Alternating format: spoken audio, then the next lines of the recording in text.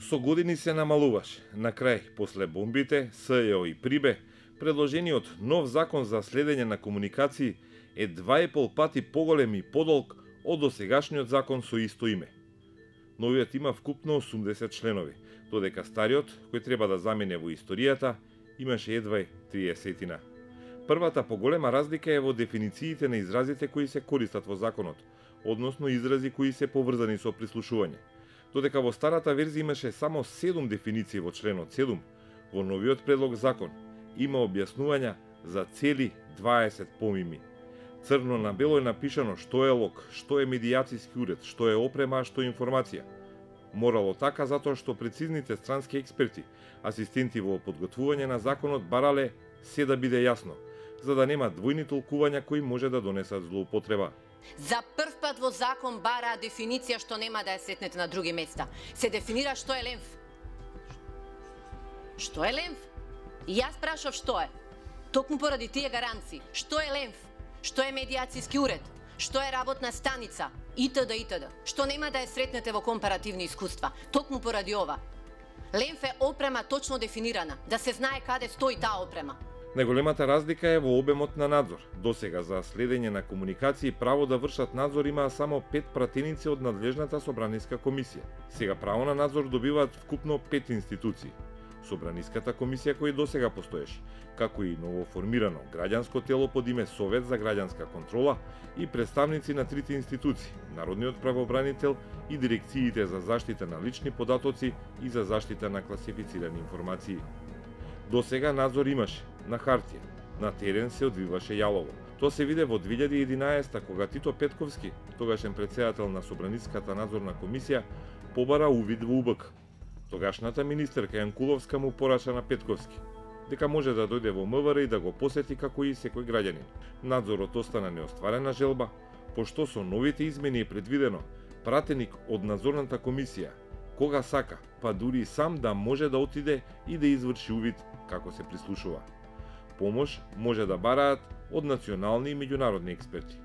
Цивилниот совет за граѓанска контрола има право да врши надзор само доколку некој им се пожали дека има сознанија за нелегално прислушување во последните 3 месеци, а главната работа пак ќе оди преку Собраниската комисија. Токму поради оваа неодреденост, невладините сметаат дека треба прецизна, јасна и ефикасна улога на Советот.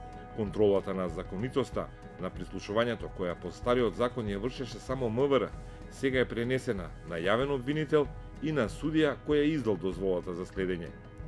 Најголемата измена е формирањето на оперативно-техничка агенција, ОТА, која ќе биде посебно тело задолжено за спроведување на мерката следење на комуникации.